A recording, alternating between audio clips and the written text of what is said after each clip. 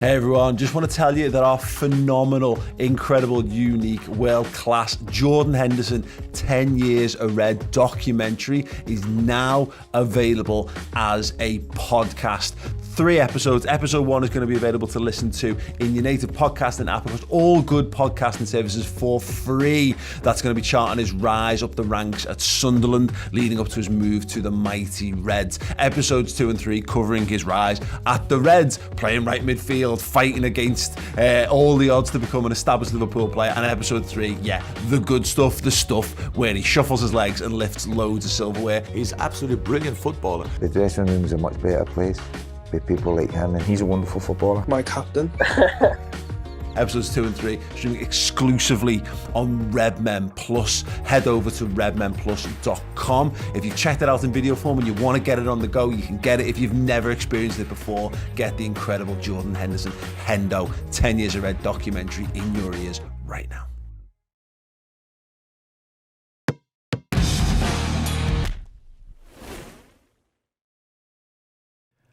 Hello everyone, welcome to the Redmen TV, welcome to the build-up show. Liverpool's Premier League campaign is about to get back underway for the new season. I'm Paul Machin, Andy Bell, Dan Clubb join me for this one, and I want to take this moment, first and foremost, to welcome everyone on Twitter. If you want to watch this full show, and head over to the YouTube channel, or you can get it in your podcast apps and whatever after the fact. But it was put to us that we've taken uncensored out of it. Is it now mean it's the censored build-up show?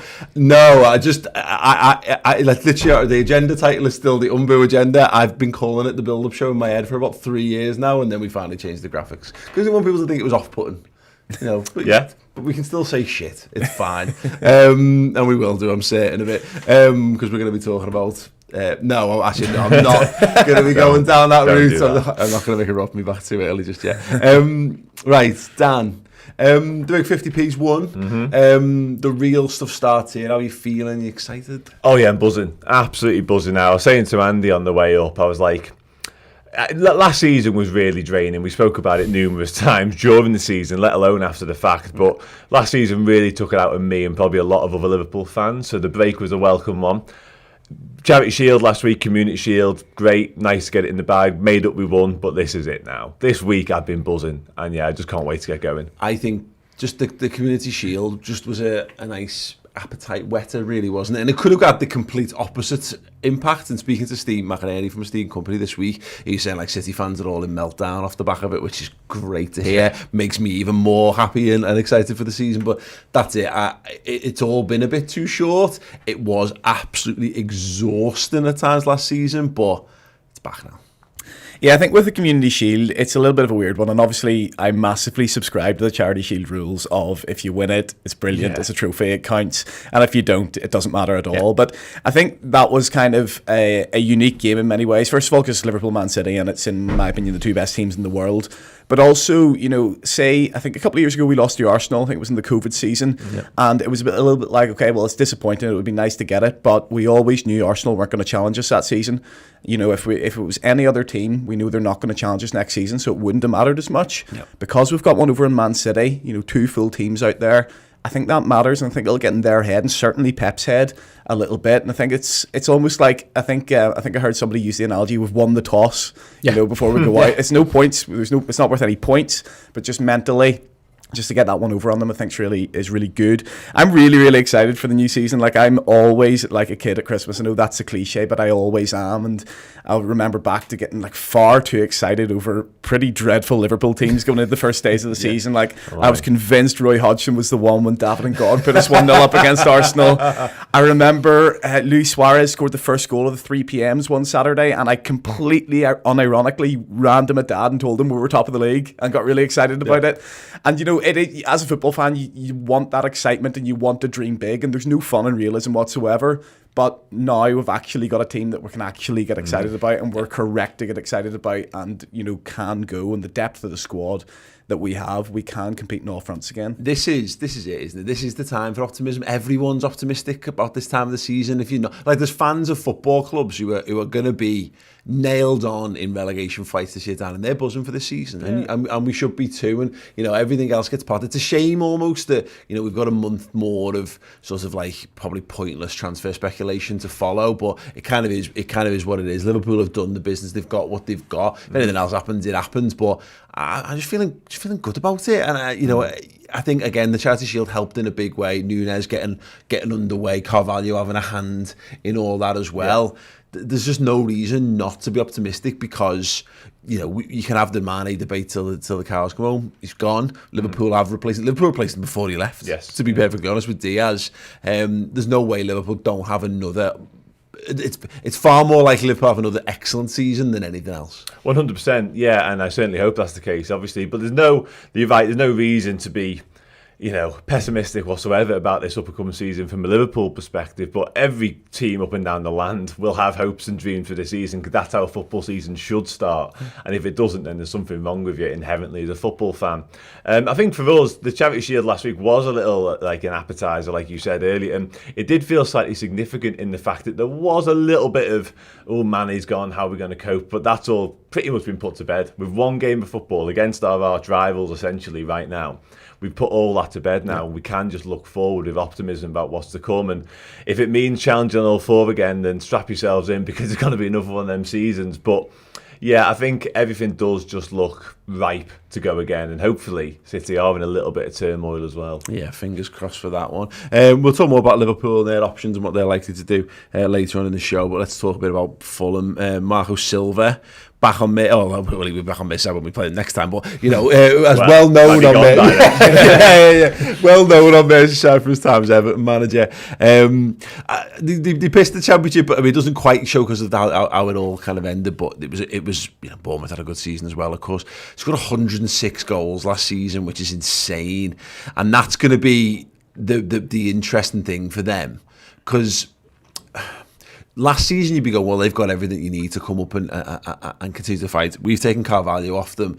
They opted not to keep Nico Williams. It was a real benefit for them in the back end of the season. I don't really know how to rate them, but I guess the Mitrovic thing's going to be telling for this. What do we reckon? How are you feeling about Fulham?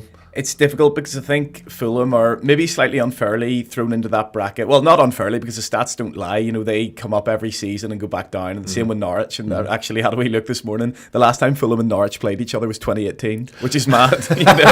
Crossing on the stairs. Literally, yeah, like hand over the keys to the taxi man for the night shift, literally like that. But this is actually the first time they've come up having won the league. The last two times they came up, they were in the playoffs. I was under the impression that Scott Parker played like a really exciting brand of football, but then I sort of read up on it. Apparently it was really dull and insipid and really bad, whereas Marco Silva actually is coming up, and as you can see with the goal scored last season, playing a really, really exciting brand of football, 4-3-3, attacking, playing out from the back, and that 106 goals was 32 more than any other team in the Championship last year, which is wild. That's a third of the goals. Yeah. That's a crazy, crazy statistic. And with Mitrovic possibly unfairly put into the bracket of the likes of Dwight Gale and David Nugent, who too good for the Championship but not good enough for the Premiership. And I think because he's been around the English game for so long, people forget he's only 27. Yeah. Mm-hmm. The first time he came up with Fulham, he got double figures, scored 11 goals. Scott Parker didn't fancy him last time, but he absolutely smashed that Championship record for a number of goals scored. So he's that type of player, can occupy defences. My only concern for them is obviously the loss of Carvalho. There was only two other players that broke double figures in goals last season. One was Carvalho and one was Harry Wilson, who's injured for this game, I believe. Yep. So I'll worry about where the other goals are going to come from. If people recognise Mitrovic as that threat, can you just sort of deal with him and then everything else falls into place? It's interesting. I got his goal scoring record up for his career, Dan. 125 Championship appearances, 85 goals and 16 assists. In the Premier League, though, it's 104 appearances and just 24 goals. Yeah. And that's going to be the challenge this season. That's what you never know, because is he in that bracket of countless? Is he the next Cameron Jerome? Is he actually ready now at 27 in the prime of his career to carry on?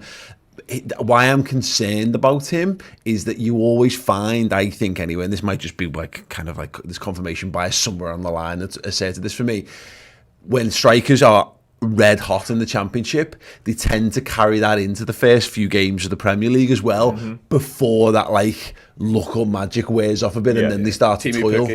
Exactly. You know, Clive Mendonca from back in the day was exactly like this, you know, and he's probably the reason why I still think it. But that's where we need to be a little bit wary here. He hasn't quite, you know, he's got an opportunity to hit the ground running against Liverpool. Of course he has, and there's no better stage for him to do it as well, at home against a side like Liverpool coming to town. Like, it's all there for him.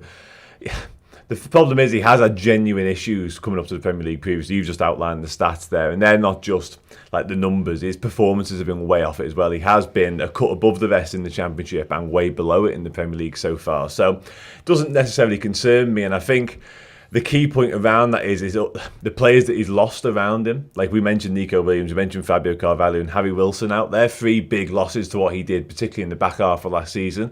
So from our perspective, he doesn't really worry me, particularly when you factor in that he has struggled in the Premier League and he's also starting with what is essentially the end boss of centre-halves in terms of Virgil van Dijk. Like, it couldn't be any harder. He may well score goals this time around in the Premier League. That might well be coming of age season for him, even though it probably should have happened before now, if we're going to be honest.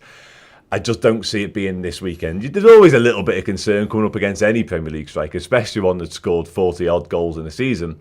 But doesn't worry me. 43 and 43. Scary. Well, ridiculous. Genuinely and ridiculous. Really good record for Serbia as well in the international stage, Yes. playing against teams that are probably Premier League quality. So you can do it against that level of team. Let's have a look at Fulham's injuries then, and you both mentioned it several times, and this will tie into something that we're about to do in a minute. But Joe Bryan apparently potential returned at the 13th of the 8th. Nathaniel Chalobah currently being assessed 50-50 chance, and Harry Wilson no return date given at the moment. The most recent quote was on the 31st of July saying, let's see how things go, but it doesn't look like good news in that situation. So for our medical staff to give more information, let's hope it will not be so serious, but it doesn't look good really. So Harry Wilson almost certainly will definitely miss the game at the weekend, which is a blow for us because obviously we've got a soft spot for Harry, and moreover because I picked him in my team. For something we're about to cover, we have got a brand new season and we've got a brand new sponsor. Betmate are with us throughout all the Premier League games this season. Really fun game that you can get involved in. You can download the app and it combines a lot of like picking a weekly fantasy football team. The interesting twist on this is that you pick the games. So you enter the pot and you're only picking from one game. So you basically picking for your 5-a-side team or your team that you're picking. You can pick all but one in the starting 11 can be Liverpool players, and then it's about basically your knowledge beyond that. So where I've gone wrong, I'm just going to admit this straight out the bat, is I have put Harry Wilson in my team. Now the beauty of this is you can make changes up until 5 minutes before the game kicks off. So I've got a little bit of breathing room on this. So I will be taking Harry Wilson out of my team. But I have gone for Alisson, Trent, Robertson, Thiago, Harry Wilson, Mohamed Salah and Roberto Firmino in my team. You get extra bonus points for Salah being the captain, and for the vice captaincy, it's like 1.5 will be for Trent. But we'll do a little bit more on that a little bit later on in the show. I want to just highlight we had a practice go last week. Chris is currently on holiday. Stay is currently running around trying to sort all manner of back of house problems because we're updating our payment profile system on the back of the website. So he is currently running around doing all of that. But I believe we've got the league table. So yes, we had a little practice go just to get a feel for things. And yes, as you can see there, in 7th place on the Charity Shield pot was Redmen Paul, pulling in 52 points. I took home a massive £9 for that. Payjack finished 0.5. Half a point basically below me. So that means he's obviously significantly worse than I am. And just want to assess. Tom asked me the question. It's like, has Steve got a different name on that? Oh no, Steve has got his name on that. You will find Steve. You just won't find him near the top of the table. You will have to significantly scroll down there to find how Steve got on. Right, we're going to be picking, the lads are going to be picking their team for this week a little bit later on in the show. Before we crack on with it though, Betmate have been very good. They've put up a Liverpool shirt as a competition. We've been running that on Twitter all week. So yeah, we're going to announce the winner any second now. So let's find out who has in fact won the Liverpool shirt. Can we have a drum roll, please?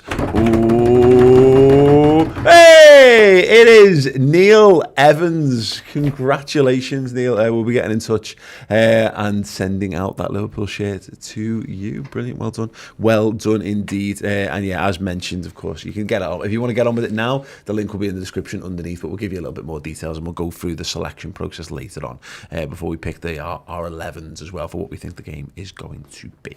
Right. Injuries. It's a significant list, Dan. Obviously, Jurgen's going to be doing his press conference Friday at 11, apparently. There's a lot of hope that Alisson should be back. That was what was being told ahead of the Charity Shield. He'd been in training, which I think, we did the build-up show for that, and then we found out there was a photo of him training. We were like, oh, that means he's back in. He obviously wasn't. They're obviously being careful with him. Jota's likely to be, at least for the rest of the month, you'd suspect, before he's close to even being match fit. Tsimikas is a doubt. Ox is definitely going to be out. Still no word on Calvin Ramsey. So Kurt Jones looks like he's going to be out for this one, and there's obviously concerns over Kanate. Hopefully Keita will be back in. I mean, Alisson's is a big one here, isn't he? I thought Adrian performed admirably in the Community Shield, to be honest. So if we had to start him, it'll be what it'll be. It's just, I don't know whether you take it. I just don't think we can afford to take any risks on Alisson, is my concern here. Because you can cope, I think we can cope with Adrian with another game. But if you put Alisson in and he's not right, and then you lose him for a month, I'd rather one more Adrian game than a month of Adrian games. Oh yeah, 100%. I'll bite your hand off right now. But I feel, this might be my positive demeanour, I feel like Alisson would have been a risk last week for the Charity Shield, and that risk is all gone now. That's the kind of message I got from Klopp on that. That's the kind of feeling I got from what he was saying. Again, that might be wishful thinking. But yeah, you are right. If there is any doubt whatsoever around Alisson, you leave him out of this, because you probably can just about get away with another. You'd rather it was Kelleher, quite clearly, but he's obviously not ready either. So yeah, I do think this will be a game to not take risks for any of those aforementioned people. Like you say, some of them are completely not involved. Jota, Oxlade-Chamberlain, unfortunately. Naby Keita's another one. Wasn't involved in that Strasbourg game, was he? When he perhaps could have been, and Curtis Jones the same. So any risk, you just don't go for it, because it's such a long season and there's so many challenges ahead. You can't afford. I mean, a couple of the year we won the league, we had Alisson in goal, didn't we, for the Norwich game, and he gets injured and we miss him for a month. We don't want a repeat of that, essentially. Exactly. And look, I think people have got made their opinion of Adrian, and it's fair. I think we know what he is as a goalkeeper at this point, don't we, Andy? But he's a more than capable pair of hands to come in as a third choice goalie. If we have to do it, fine. Hopefully it's just a non-conversation, because if Alisson's fit, then look, he's just going to come in and go back to the business of being the best goalie in the world. Yeah, and Alisson and Kelleher both quietly miss quite a chunk of some seasons, to be honest. I don't think there's been a season Alisson's been here yet where he hasn't missed 5 or 6 games at least in a row at some point. And I think that's why Liverpool place so much emphasis on the third choice keeper, because if you go back to last year when we were really actually struggling to fill the homegrown quota of the players, and we thought we'd have to sell like Origi or Minamino or somebody, or get another homegrown player in. We actually gave Adrian a new contract as a third choice keeper. He was going to take up a new spot. Now there was a lot of there was a very fair argument to say shift him on, will be fine, and fill it, and leave a spot for a homegrown player. So I think it's clear that the impact he's a big personality he has around the dressing room as well, and all the players seem to like him. That said, I think you're right. He was respectable in the Charity Shield, but there were a couple of times when you watch it back where he's pumped a ball up the field or pumped a ball into touch when there's maybe a pass just into Fabinho, and Virgil and Matip were getting quite wound up by him. The problem he's got is that it is a pass, because we're used to playing it at Alisson, and we're used to seeing that Alisson can make those passes, whereas the vast majority comes on exactly. Yeah. So it does skew our perspective on him to some extent. That's not to say I'm not giving Adrian a free pass or anything here, because it's not just that his kicking's not great, it's that he makes poor decisions, I think, with his kicking sometimes. I've got no problem when he boots it into touch. I'd rather kick it into touch than kick it straight to someone in a dangerous position, which we've seen in the past, certainly. We've had a few super chats, actually, I was trying to get through before we go into some of the other big decisions around things.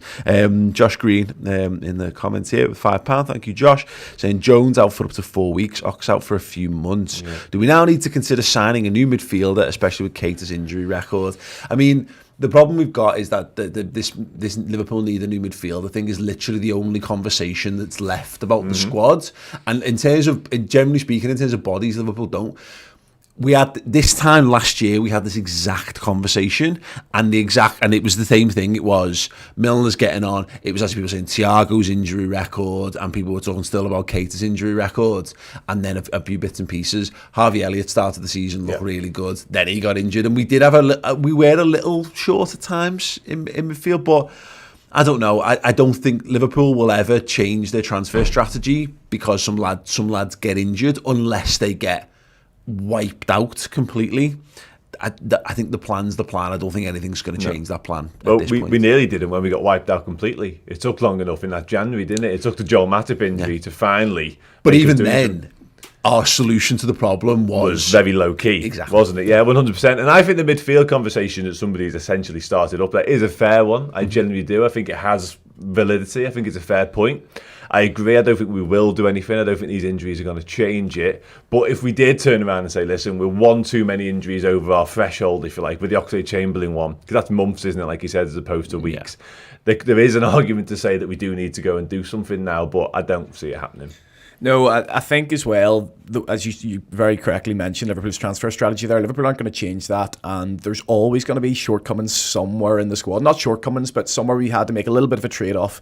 Obviously, for years it was in the front three. We were relying on keeping the front three fit all the time.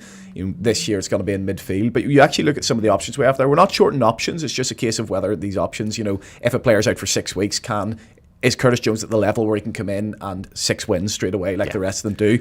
I think he is, but there'll just be some trade-offs in that midfield. And in terms of how we play, as much as personnel, I think when Curtis Jones plays, he's got a little bit of stick recently, but I think at times he does that sort of genie safe role quite well, and I actually think he links up very well with Robertson on that left-hand side, for instance. So there's certain things like that, and that'll be changed around, and I think we've got enough bodies in there. We know Klopp trusts Elliott. He played him 3 to 4 games last season before he was injured. Carvalho played a little bit in midfield, and I can see him playing more centrally, certainly, than on the wings. He doesn't really have that searing pace that we're used to from Liverpool wingers. So there's options there, and I think he'll trust some of those younger options more than maybe some supporters do. That's it. Cavallo's a bit of an X factor in this, and Harvey Elliott as well. We don't quite know just how much they're going to be trusted to play in midfield for Liverpool, but I would still look at it and say, and people can, a lot of it boils down to personal opinion on the individual footballers as much as anything else, because there's not a single human being on earth who could argue against that Jude Bellingham would get in Liverpool's team, would play games, and it would help improve Liverpool's squad,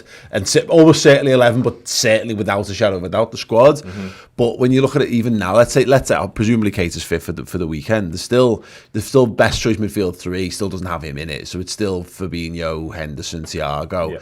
Keita's still 4th choice in that. Elliott's probably 5th choice. Then you're looking at the moment, you're still then Milner and potentially Carvalho are options to come in there, and then Bajcetic would probably be underneath that. And then when Jones and Ox are fit, they boost up the pecking order a little bit further. It's probably like saying I bought the Ferrari. I could just really do with, I don't know, is the leather of the seat supple enough? You know what I mean? Could I have gotten a different type of leather for the seat? It's not. Everything else is pretty good. I could probably live with... Subscriptions going well, aren't they, in that Ferrari?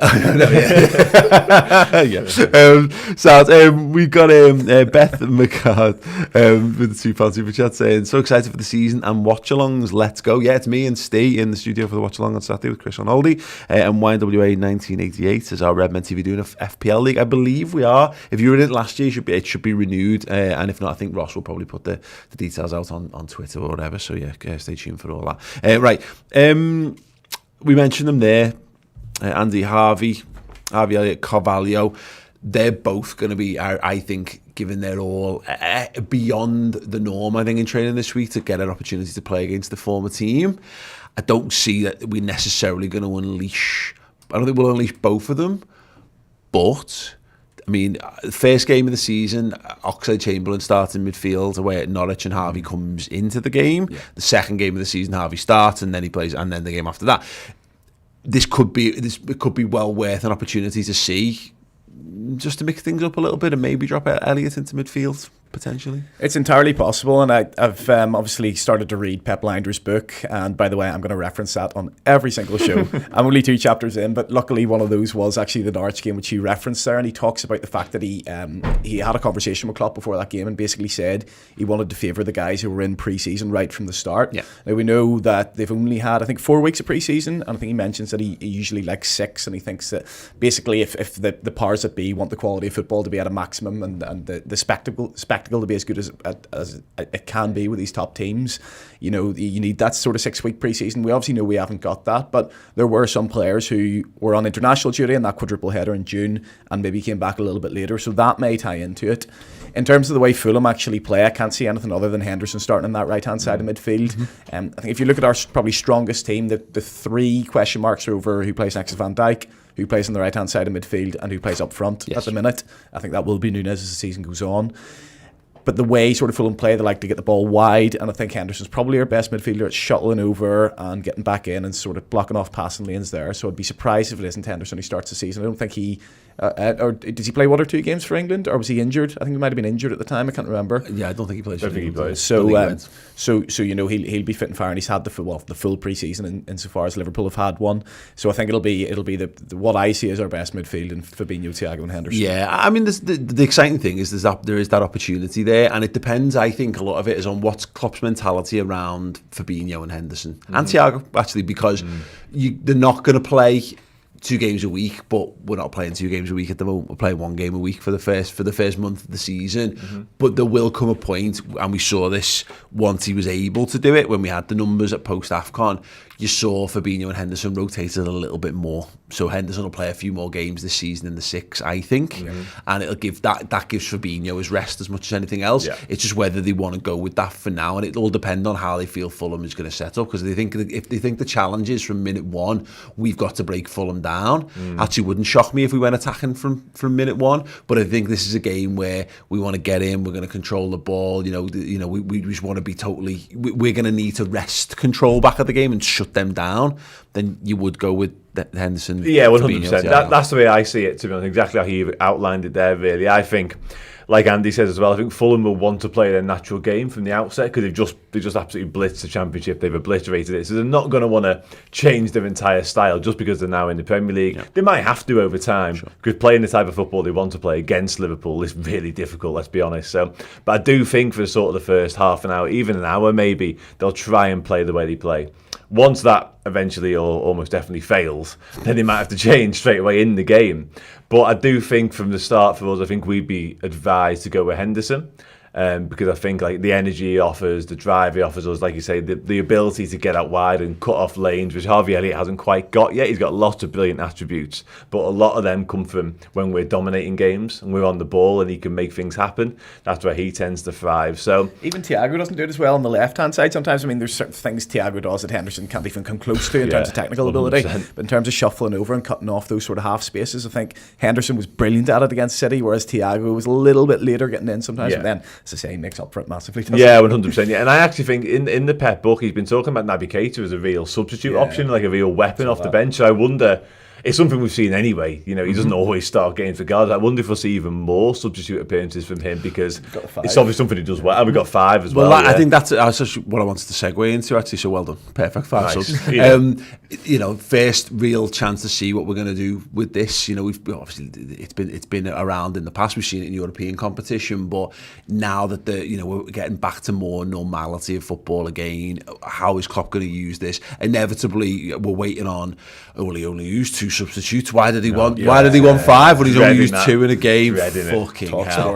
Gabby Agbonalor is going to be all over that, or Genius, or Alan Brazil's face is going to be pure purple when he's talking about that, like, isn't he? God, absolutely. But it is funny because doing the overlap on it, I think it was the Forest fan on there made mention of like how hard it is with 5 subs. Like he said it as a negative thing, whereas I'm just buzzing for it. I think it's great, and what it potentially does for us is for players like Harvey, like Fabio Carvalho, like Curtis Jones, even like then you get into more senior players, but fringe players of Kostas Tsimikas, even Joe Gomez, etc.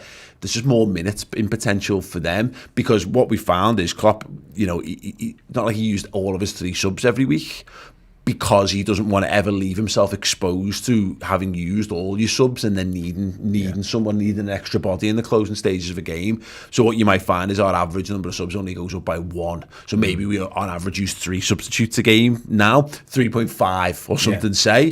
That still leaves you, that fifth sub is just your break glass in case the worst of the worst happens. But I think hopefully we've got the squad there that Liverpool, what it means for us is we can just continue to be relentless for 90 minutes. And this makes us more Man City-like in that regard of, I want to see Liverpool run up some goals this season, is what I'm driving at. Yeah, and look, in 2 of the last 3 seasons, or 2 of the last 4 seasons, I think, Liverpool and Man City have been separated by a point. There's no reason why that can't be level in points next season, and goal difference will come into it. And for a while, with about 10 games to go, we were, I think, 4 goals ahead of City, and then to beat Leeds 7-0, and we're starting to think about that. There's no reason why that couldn't come into play. I do think that the 5 sub thing, Klopp and Pep Linders will see it more as a rotation and giving players rest, and especially in a World Cup year. I know we've a couple of players not going, and that's going to be great for us. I think it's going to benefit us loads. But I think he's going to see it as more, because I remember the first season when Tsimikas came in, the COVID season, he would bring Robertson off for 5 minutes at the end and give Tsimikas 5 minutes. And for me, that's not just give the new player a little run out and give him the experience. I think that was more, actually those 5 minutes are crucial at that level with these fine margins, to protect those little minutes. And if you can give somebody 10 minutes off or 5 minutes off here and there, that actually makes a massive impact over the course of a season. So I think you're going to see a little bit more of that. Maybe that'll be more the case, as you say, when the midweek games start coming thick and fast, as they will. For the first 4 months of this, or for the first month of this season, first 4 games, I've just got the game at the weekend, and we can maybe use it as more of an impact thing. And there's going to be fume over that, by the way, if we bring on 5 subs and all, win a game in the last 10 minutes. But I think you look at some of the players who can make an impact this weekend. Certainly Núñez, if he doesn't start, will come off the bench. He'll have an impact. Naby Keita, you mentioned, there was a thing in the Liverpool website, is dribbling past tired legs can be a big impact for Liverpool. And I think Elliott and Carvalho as well, as you say, will be keen to come on. And even if it's 2 or 3-0 up by that point, they'll want to come on and make an impact and make their mark in their former club. Yeah, I think too, when we brought Jota in, and Liverpool are doing really well in the game, and then Jota comes on for Mane, and instead of us going, right, we're a bit tired and we're gonna just shut it down, you can either stay in the same gear, or you can go up a gear if you want to, and that's hopefully, and it'll be a little bit more prevalent when Jota's back in, certainly, and obviously having Curtis available will help that as well. But yeah, that's what excites me about this, is that we've got the potential there to really go. The only other thing that I think factors into selection is we've reportedly got a behind closed doors friendly game on Sunday against Villa, which again says to me it'd be very similar to what we saw against Strasbourg at the weekend, which ended up being a really weak side, but largely because of, I think, a few senior players not available. But I wonder how much of that factors into, and how we have to think about our team selection here, because he's still pre-season, to the point we're still 2 weeks short of pre-season. Liverpool are still trying to get all of their lads up. Charity Shield was the first 90 minutes for pretty much for everyone, wasn't it? Who got it. So we might not see drastic rotation in this week and probably even next week, because the mission is to get the results while still getting everyone's fitness up to full sharpness. 100%. There's still an element of that, and I think it will factor into what we do this weekend, and it might even mean that Harvey Elliott's even less likely to start, because he played 90 minutes in that Strasbourg game that you mentioned, which might not have been the plan originally. I was on the watch along here with Steve on it, and we essentially said that when this was arranged, it was arranged with far more senior players in mind being available. Your Oxlade-Chamberlain, your Curtis Joneses of this world, and none of them were there. So it meant Harvey Elliott had a really good game actually, but it meant he had to do 90 minutes when he probably shouldn't have done. So it's definitely going to play a part in what happens, and like you say, it might also play a part in what happens in the changes we make, even because you might leave, if the game's won, let's just say for argument's sake, you might leave a couple of lads on the bench that he might have brought on in different circumstances, go, you can play tomorrow, you get 90 minutes against Villa tomorrow. That'll set you up for what's to come. Yeah, and the thing that's interesting about it though is the Strasbourg game was locked in. They sold tickets for it. Even if they'd wanted to, they couldn't pull that game from the fixtures. They only added this one the other week, so they obviously see a real benefit to it. There's obviously a clear plan in place, but obviously we're not privy to that as such, because they did it last season as well. They actually played a game after Norwich the day after, so it's clearly something they look at. And, You know, for me, I even on that Strasbourg game, like I know it was very disappointing for some supporters who maybe come over from abroad and it's their only chance to be at Anfield this season to see such a weak side. But from a purely preparation point of view, it's much better that those players were there playing that game, getting that experience rather than sitting in their arse on a Sunday. And as you said, I was a bit miffed at the time, but you know, if Joss is fit, he's probably in that. Yeah. He's in there. Oxlade-Chamberlain's in there.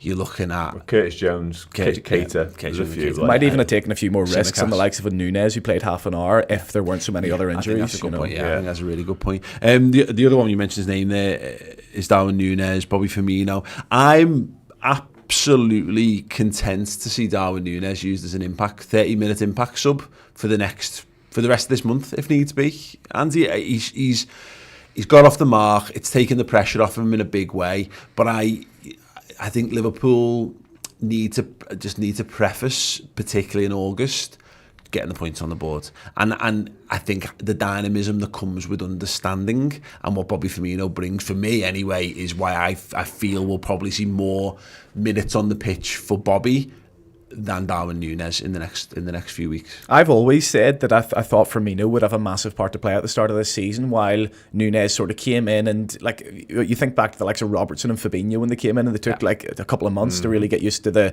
physical demands of playing in a Jurgen Klopp side. And to be honest, I think we could have done the same with Thiago, because I think he took a little while to get used to the pace of the play, and obviously played in a Pep Guardiola side for all his life before that. It was a massive change, but there will be the temptation with the fee and the expectation on Nunes from the supporters. But I think from Klopp's point of view, you'll see this is very much a 6-year plan with Nunes and beyond. You know, it's 6 years until we realistically expect him to be in his prime, and that's a scary proposition given what we've seen so far.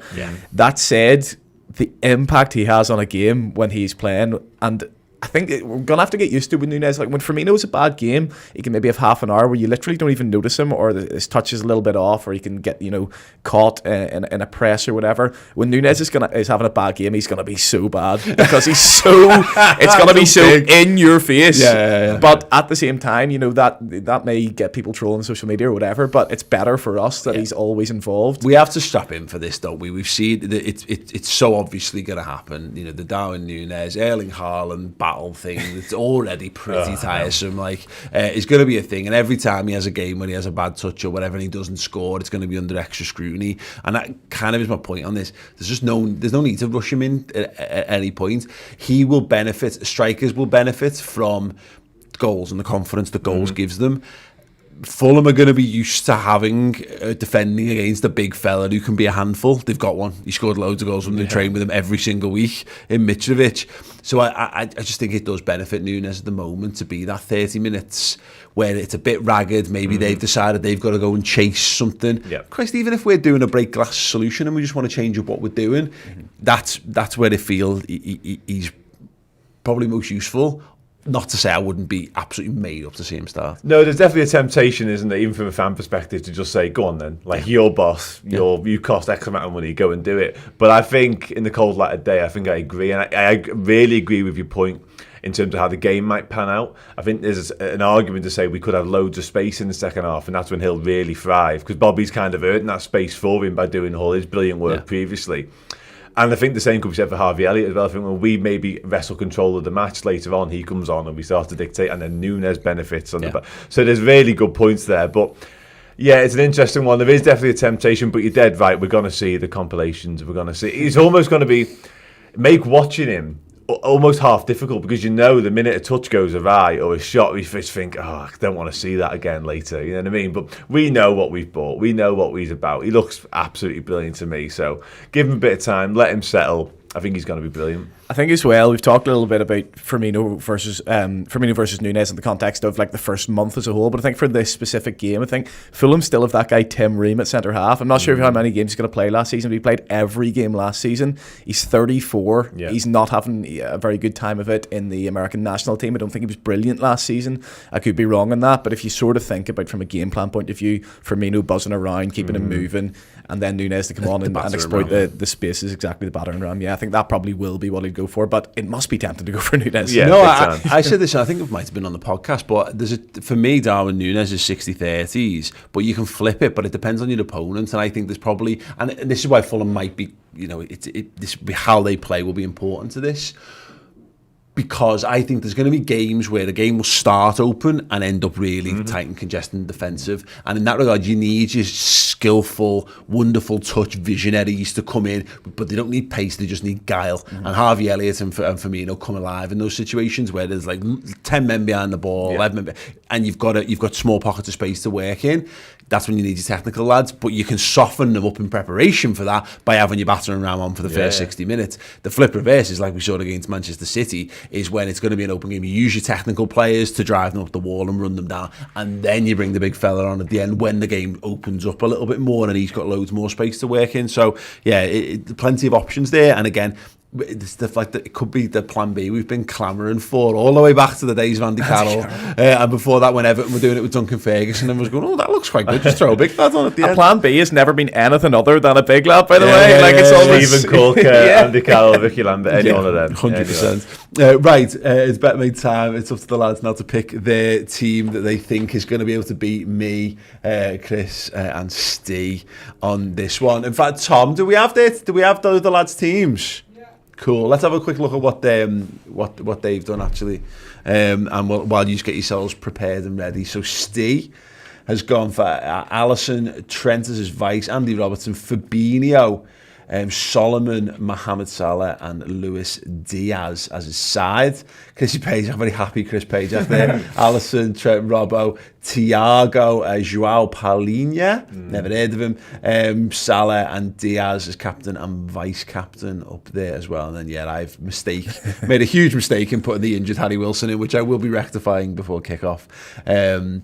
And I've gone Salah and Trent as my captain and vice captain. So just to spell it out for people, and obviously I'm new to this, despite my practice and my stellar win over the Redmen team last week, a couple of things. So if you think, obviously you need to be over 18 to be involved for a start. You can get the app by either scanning the QR code on screen. If you're on YouTube, you can use the link in the description, or you can get it through your app. I'll give you the code you can use as well in a moment. There's always a winner. There'll be 40 winners from this very first pot, and the rules are, as well as regular goals, assists, clean sheet points, you also get points for tackles and interceptions, so the likes of Fabinho might become more valuable than in regular fantasy.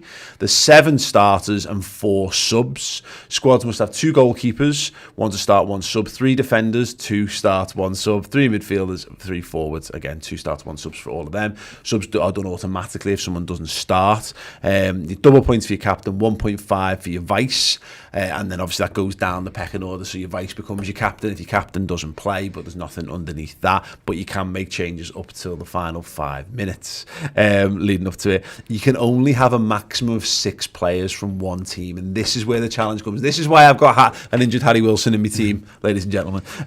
So we'll go through that. You've got to have 1 opposition player starting, is basically what that is, and all the stats are powered by Opta. I know one as well. Betmate are a Liverpool-based company, which is one of the reasons why we were so keen to work with them. We love to support local industry and people doing a good thing in and around the city. So Betmate. Right, lads, feel like you got your head around all this? Yeah, good to go. Good to go. Go on. Let's. So is the goalkeeper? Are we gonna be brave and go straight for?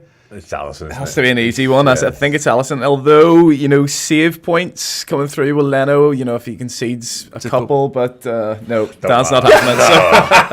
All right, moving on. That's a fair point. Shall we put Leno on the bench then? Yeah. He's not even on there yet because I don't think he's signed yet. He's so not fully signed yet. So right. maybe we'll keep an eye on that. If you want to add Leno, keep an eye on. I'd go Adrian just in case what we spoke about. Well, you can't. But don't waste Adrian because you can't have too many Liverpool players. No, you could do that. It's a legitimate tactic. Because you're right, actually, that's a good point. If Alisson doesn't make it, it means you will automatically end up, if you have to have the Fulham keeper on your bench. I'd rather that, personally. I'll tell you what, let's revisit it. Let's go for your two. Let's go for your 2 defenders. I think there's a gang of shithouses there, to be honest. Alisson's going to play. Come on. So, look, is there any world where you're not picking Trent and Andy Robertson as your defenders? Yes. Wow. Explain the world to me. Again, you pick a Tim Yeah. I think we need to get a Fulham player in our starting 11 somewhere, and the fella at left back, Anthony Robinson's really had a really good year. So I'm just putting the feelers out there. So you definitely picking Trent, or you definitely picking Robbo, or if you picking Liverpool, picking Trent. I think. Let's bang Trent in. Definitely Trent. And then you can try and make a case to Dan why you're not putting Andy Robertson in. This will be good. So this Fulham Well, left Dan's back. just told me he thinks Mitrovic is shit, so, you know, are we going to put him up front? Who on earth are we going to have in there if we don't have him? Mine's Jal Paulinho. Okay. My Fulham. Is he not a defensive mid? Well, I suppose then he's got the Yeah, he's got a interceptions. lot of work on interceptions and tackling. And I think with defenders, Fulham are pretty much going to concede. So there's minus points in there. Yeah. I don't think Fulham are going to score. So there's not a lot in it for attackers. True. And midfield is your middle ground, quite literally. Should we put Salah in as captain? Because I think that's quite obvious, isn't it? Yeah. Yeah. Is he Okay, down he's- as an attacker? he's a forward. Is he forward? Right, Yeah. okay. Oh, so we need to get him in. Okay. Can we change the captain from it? Yeah, change the captain once he's in. Yeah. Signed. Okay. Well, there's Salah in there. So Alisson, Trent, and Salah locked in. The other forward, I wonder, is it worth... Because like we both don't think Núñez is probably going to start, but is 30 minutes of Núñez against a tired Fulham more lucrative is than interesting. 60 minutes of Firmino? Do you know what? I'm happy with that. Okay. I'll go with that.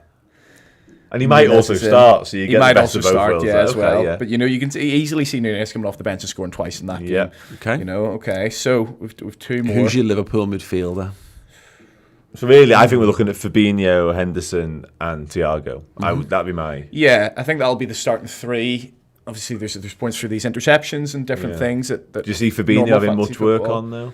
Well, that's true. But then I suppose like pressing high up the pitch, he's always kind of that first one in the midfield to go and... You really want Paulinho in, don't you? It's going to come to blows as we go through the We did season predict here. this. We did predict it. Yeah, I want Paulinho, and I'd also go for a more creative, probably Thiago.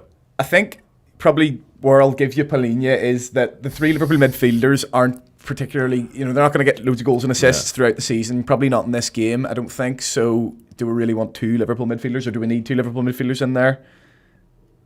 I'm happy to go with that. And you think Thiago? I'm happy to be wrong, but I think Thiago. I think he's the most likely. R.I.P. Anthony Robinson. I'll tell you what, see if he comes up with the goods on Saturday. I'm right on the phone to you. Can't even find him. Hold on. So we'll go with Thiago. Eventually, when you locate it, there he is, Thiago. Right And now, then- you need to fill your bench out. So you got 4 subs And one more one defender. defender. Yeah. So we're going to go Andy Robbo, or We'll you go go- Robbo, or Robbo. You can yeah. look. You can put an extra Fulham Put a player Van in, Dijk in because there for if you use all your Liverpool picks in your 11, that means you have to fill the bench out with Fulham players. Is That's the fine. one They don't final- count for points, do they? No, but if for any reason someone doesn't doesn't start, play. you bring it in. I think we go Robertson probably. I'm Robertson. Yeah. Yeah, I'm Robertson. And then, so we need the keeper on the bench. Yeah. Well, we have to go for, I guess, Rodax. It'll be Leno, Yeah, won't okay. it? So we'll go for Okay. that. Okay. Is this defender, midfielder, attacker on the bench? Yes. Yeah. Yeah. Let's have a look. No questions asked.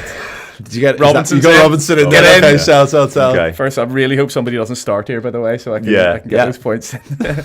I love the look of like that's like, what's he doing? I can't believe that. I know it. I thought he got Tim Meme in there, to be honest. Henderson. No, We Fulham. it has to be Fulham. So So here it is. Pereira. Here is the challenge of the game. You've used your entire- allotted amount of Liverpool Right, okay. players for this. So it's about testing your knowledge, a little bit of extra football knowledge of who else is there is going to basically pad your team out. Pereira had a good loan last season in Brazil. From Manchester United player. Yeah. Yeah. Oh no. Anthony Knockout. Does he play? Don't mind. Tom Kearney. I don't mind. We're padding it out. You're here. padding it out. Like, Yeah. come on. Let's just plays get. for us, doesn't it? It won't be Harry Wilson. We know that. Well, listen, Dan. Given that Andy stole straight in with the last pick, you pick who you want for this one. yeah. I like Josh Onema as well, to be fair. But we'll get. Oh, he's new. I like him. Solomon. Okay. And then one more. Who's our back? Put Mitrovic on the bench. Yeah. Yeah, where is Be he? foolish not to, really, wouldn't Yeah, it? it would be really. Absolutely. Right, and now pick your captain and your vice captain as well. So click on the player. Salah. Salah, And then I think Trent. Captain. captain. Yeah, agreed. And then Trent. Trent Vice. Yeah.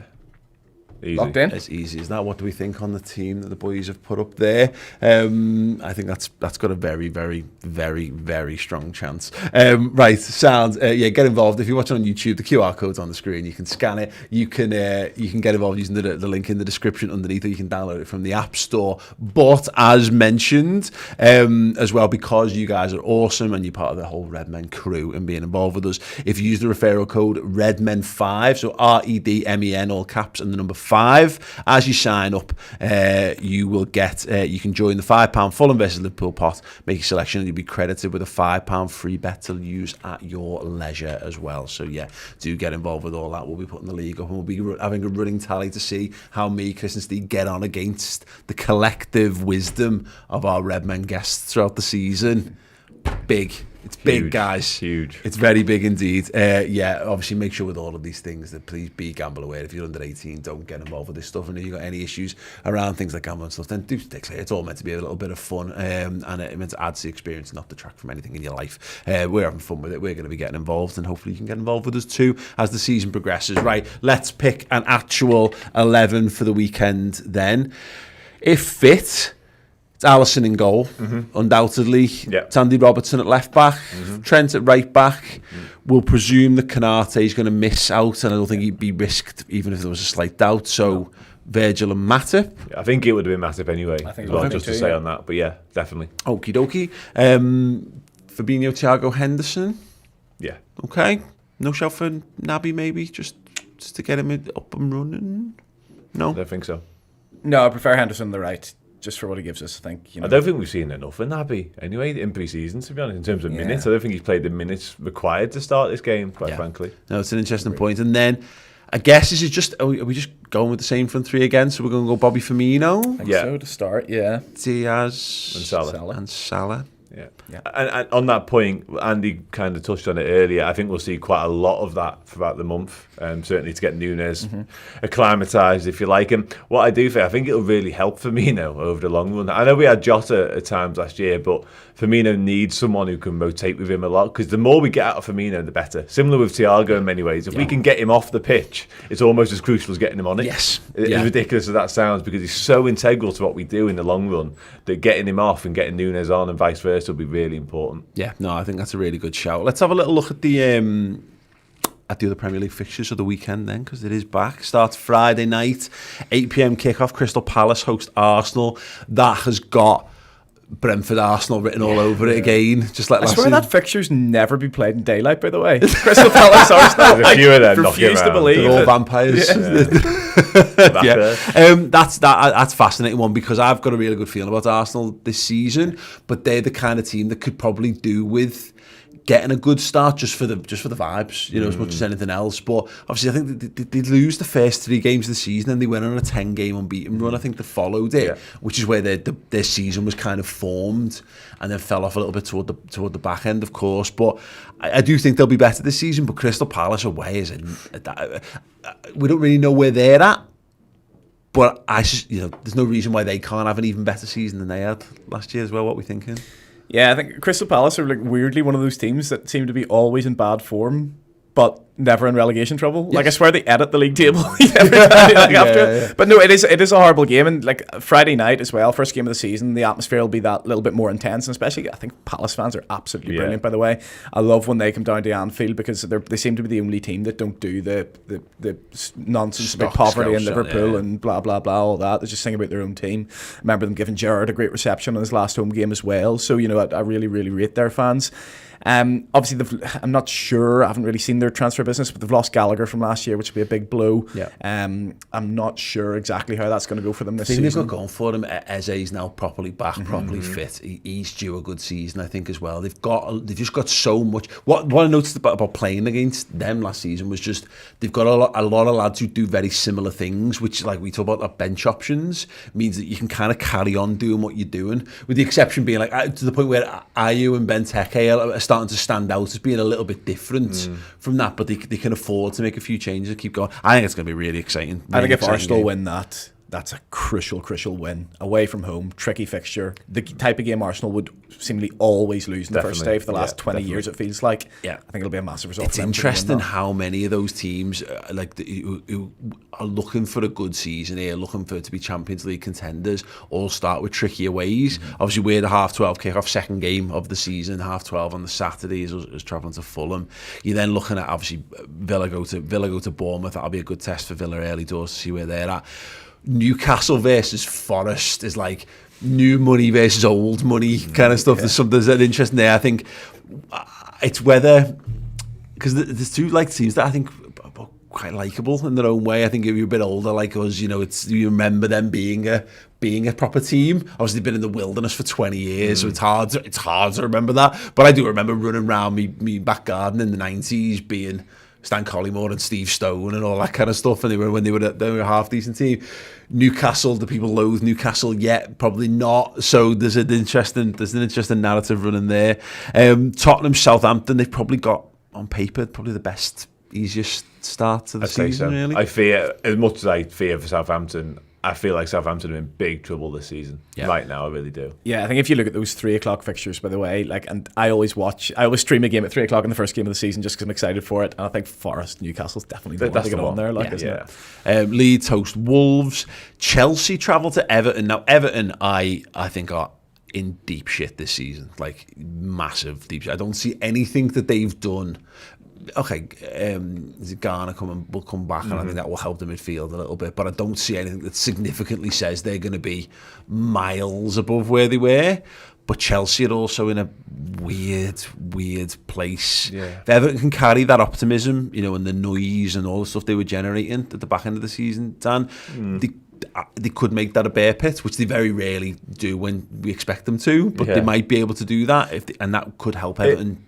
It'll be difficult to carry it because there's obviously so much riding on the back end of last season. Like that emotion was very real, whereas now, clean slate, if you like, it'd be difficult to almost generate that same atmosphere. I'm sure they'll try, they'll have to try, but I agree with you. I think the business they've done doesn't particularly thrill me. If anything, they've got slightly worse, you'd have to say, because they've lost a talisman. I didn't like him, but I think he's massively overrated. And Calvert-Lewin's injured. And the Calvert-Lewin thing, leading up to this game, looking at the fixtures, I thought, with Chelsea being in such a weird place right now, I thought Everton could get something there. That Calvert-Lewin injury might just change because Rondon's suspended as well. So they literally have still kicking around. They have no striker. They have no striker for that. Yeah, they finally got rid of Tosin. I think they just did this year. Nias is still banned for diving. I think they're still going on about it. I think for that game, I think what you could see is quite a good game of football actually. But I think you'll see a false result for one of the teams. I think whoever's going to win that game, I agree, is going to get really excited, and I think it's going to be false hope because I think both are in for a poor season. I think that's a really good point. That's the 5:30 on the Saturday, 2 p.m. kickoffs on Sunday. Leicester host Brentford. I mean, but people are tipping Brentford to go down. I don't think enough people are talking about how Leicester are a bit shit all of a sudden as well. They're going through a bit of change, a bit of turmoil, not buying. I think I've said this on a couple of places now, but I think Brendan's done all he's going to do with them. They're not getting into the top 4. He's had two seasons where it was right there for him. If you can't get top 4 there with the players that he had at the time, I don't see it. They'd have to be a major surprise package. So, again, I don't know whether it's not going to definitively tell you how the season's going to go, but I think Leicester are going to be shit this season. Yeah, there was noises from Brendan Rodgers himself last season about he wasn't particularly pleased as well. And not only the players in the squad they had, the position they were in to get the top 4. If you didn't get it then, that ship's probably sailed, quite frankly, hasn't it? And like you said, they've done no business. James Maddison's linked with a move away. Key player for them. So it's not great down there. Just random notes and not really related to anything, but having gone over to Thailand for the pre-season game, like they are doing everything in their power to market that football club over there because of the ownership. But like the airport, every sports shop in the airport has got a Leicester City section. I was like, LCFC, I was like, hell's LCFC? Is this some like local side? No, that's the Leicester City section in in every sports shop. Never mind, they might need to sell a few more shirts if they're going to drag themselves out of it this season. Man United host Brighton. This has got all the hallmarks of a false Manchester United thing. Ronaldo. If Ronaldo's nowhere near this game, then I think they've got a better chance of winning it than if he's even in the stadium. I think that will detract from it. They'll have a good vibe, good feelings. All people back in Old Trafford, new manager. But I don't think is it Brighton a good team? Brighton could shock them, I guess. I think, Brighton are the sort of team where, there's always a lot of hype over Manchester United. They've obviously got the new manager in, but at the start of every season, ever since Ferguson, there's been hype over it. And a couple of times it's been like, I think Swansea beat them at the first day one year. And it's always that little exciting, underdog. Was that a Michu game? I don't think so, no. I think it was the game after. Dan James game for them. I think Dan James could have been, actually, it could have been. But what I'm saying is, I think it was last year, it was Palace. It's that exciting, pacey team playing good football. And I think Brighton fit into that. And, quietly, Potter's been there quite a while now. He's had a lot of plaudits, but I don't think he finishes very high in the end last season. Obviously, everyone's kind of bunched in the middle. So, that could be interesting there. I think Brighton could get something. And, with Leicester, Rodgers really went for the nuclear option in the middle of last season. Didn't really get a reaction. So I think he's a good bet for first manager sacked. But yeah, I think both those games aren't going to be brilliant watches. Get yourself down to Liverpool women. They're playing Sunday 2:00. Quality. Sunday 4:30, West Ham host Man City. That is a twat of a game for City to start their campaign with. They'll win, because they will probably, possibly. But also, I remember us driving back, me, Kiss and Tom were in the car driving back, and when West Ham managed to get the points at the back end of the season.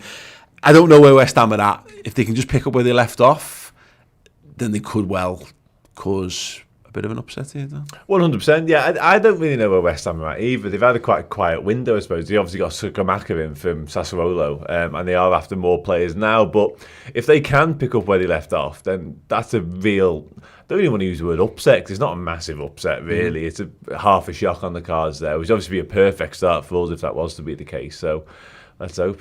Yeah, absolutely. And this is what the good thing about this is one thing about playing early and in Liverpool. If we can just get that 3 points all tucked up, we can just enjoy the opening weekend of the season. You get to watch Match of the Day on the Saturday. You get to chill out. You get to sit down, watch Super Sunday. And it doesn't matter this early whether City win or not, because it's the first game of the season. Yeah. It's when they keep winning in fucking March is when it's so demoralising, or when you put a lead down. There's a good chance here that West Ham might be able to do something. So, we're playing Liverpool on 12:30 are playing for our overriding enjoyment, and City and West Ham have the ability to really cap off a wonderful weekend of football if it goes that way. Absolutely, and I think it's the first time. Well, for it felt like 80% of the games last season, certainly in the first part of the season, Man City played before us. It was always us chasing. Yeah. It was always them putting the pressure on us, and then it actually got to the point where we could actually get a little bit of a head start on them. And we talked about how maybe Klopp and Pep Linders wouldn't be too happy about the fact that we've got a 4-week preseason instead of a 6. They've got pretty much a 2-week preseason, because Pep Guardiola, like kind of Wenger did. Remember when Wenger used to always give the players 4 weeks off, and therefore they'd always be playing like basically reserve teams in the first games. They'd always have a poor start to the season. Guardiola has the same sort of principles, and you always see them start the season quite poorly. So I think it's really important. Even in the season, the COVID season, where they run away with the league, they're really patchy towards the start of the season. If we'd have put the foot down and got a little bit of a lead up like we do the season, we win the league. Yeah. Even last season, there was opportunity. Liverpool are top until the wheels fall off. Yeah, they got hammered by Leicester as well in the early doors. They did, yeah. They got beat by Spurs last year. Yeah. So if we can really put the foot down on that. I remember last year when we drew 2-2 with Brighton, they lost to Southampton on the same day, and we were still 2 points ahead of them. If we can get that 5-point gap, which it feels like we haven't had in a season where we haven't won the league, that could be crucial. Yeah, 100% agree on that. LaChill sends a super chat in. £2 says, the quintuple is on, my mates. Yeah, why not? Started, have we? Well, yeah, why not? Why not? I did see someone ask me in like one of the comments, obviously trying to be a bit of a snarky prick, was saying like, after the Charity Shield, when's the parade? That's May. You know what I mean? That's when you'll see the 50p come out. Like, City fans paraded it. Oh, yeah, exactly. They were formidables. Good on them. Yeah. I genuinely, I didn't know that was a thing until I was on one of the Lad Bible videos, I think, and the guy Steve mentioned it, and I was like, wow. It was like when I first heard that the Manx called the Juan Mata game Juan Field. Yeah. Oh, I heard that. I didn't even know that. Chris Istanbul, wasn't it? Yeah, I've on that. Of course, Chris Istanbul permanently burned into our psyches, but that was definitely a thing. Right, okay, cool. Score prediction: Fulham versus Liverpool. Dan Club, what are you going 3-0 Liverpool. 3-0 Liverpool. 4-0 Liverpool. Just because, why not? Optimism. Carvalho to come off the bench and add the fourth late on. Does he celebrate? No, he won't. No, he doesn't celebrate. I'm in Harvey. He'll be very respectful and nod, but deep down inside, they'll be going, I reckon it could be one of those. If you ever see like two players who played for the same club and one scores and he's really like low key, but the others behind is like Elliot. Remember how will Elliot handle that, by the way? Because he's such a massive Liverpool fan, but he's a nice guy and wants to be respectful. He might burst into flame or something if he has to hide his pride. I remember there was a game where we played Swansea and it was John Drew Shelby's first game back, and he scored and got an assist, and when he scored he put the hands up and didn't celebrate. When he got an assist he almost lit a flare on the pitch, like he was going absolutely mental. I don't get it. It is what it is. I just I mean, I get it if you've got the wherewithal to be respectful of that bit, but if you don't don't not get swept up in the emotion of the game. First goal it for all, Liverpool, that'd be as well, obviously, wouldn't it? Yeah, absolutely. So yeah, let's hope. But yeah, let me know your score predictions in the comments. The Start 11 prediction show will be going out later, so make sure you tune in for that one. Leave us your 11s, and of course, do get involved with BetMate as well if you want to and if you can. But yeah, we'll be continuing that throughout the Premier League season. All the match build-ups for the Premier League, we'll have that on. So yeah, I'm really looking forward to basically proving that I know football better than everyone who comes in this building.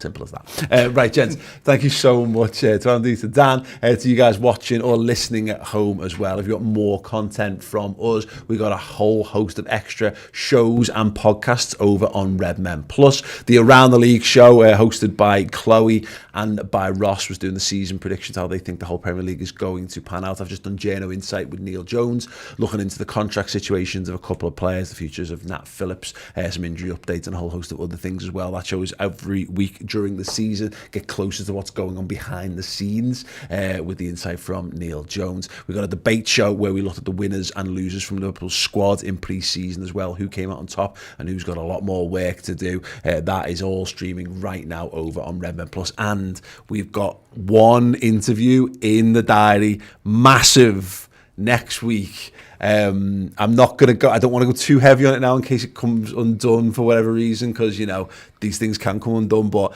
honestly, boss time to sign up to Redmen. A world exclusive interview coming up next week. It's me and someone who, let's just say his name's been mentioned a few times today. Right, Sam, right, tune in for more from us. We're back for the watch along at the weekend. Hope to see you all there. Have a boss brand new Premier League season, and we'll see you all soon. Ta-ra.